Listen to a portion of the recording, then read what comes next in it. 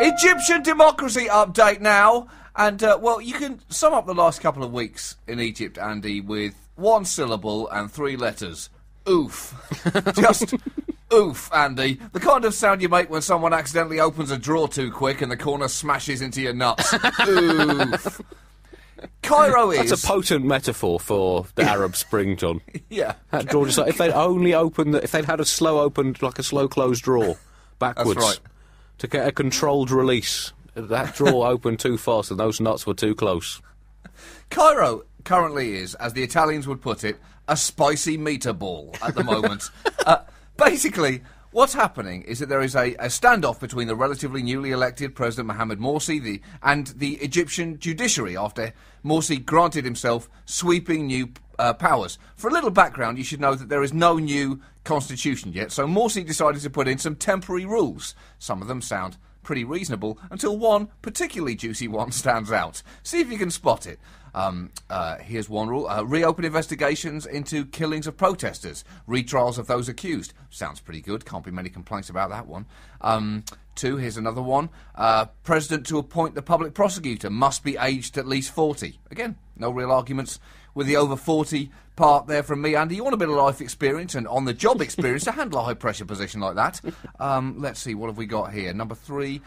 President authorised to take any measures to preserve the revolution or safeguard national security. Bingo! There it is. Did you spot it, buglers? Because, wow, that is f***ing broad. That basically means he can do anything for anything. He basically made it possible to take any measures, whatever they are, to protect the revolution, whatever that means, and stated that no court could overturn his decisions. This has passed and is now valid until a new constitution takes its place. And critics have pointed out this is technically more power at the moment than even Mubarak had. And that is obviously not ideal.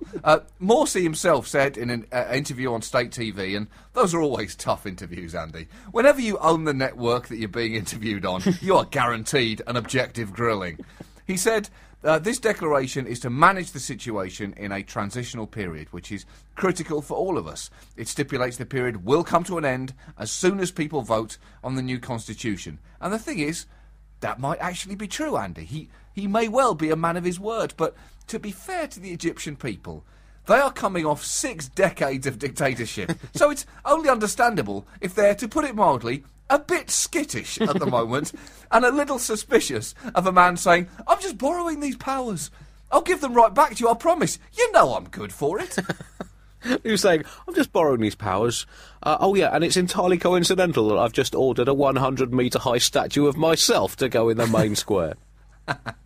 So people have taken to Tahrir Square again this week, and the concerns aren't just about these emergency powers, but also there's suspicion that Morsi's underlying aim is to enable the Constitution Assembly, who are currently dominated by Islamists, to write an Islamist constitution for Egypt. And another concern is the new draft so far, for instance, has no specific article establishing equality between men and women. And again, that is something that people in Egypt, they're entitled to be a little concerned about, Andy, considering the shit that has gone down there in the past. I don't think it's pandering to offer up a lady law in the new Egyptian constitution, just so you don't continue to have a culture which has occasionally resembled the laws nailed to the front of a little boy's treehouse. No girls allowed.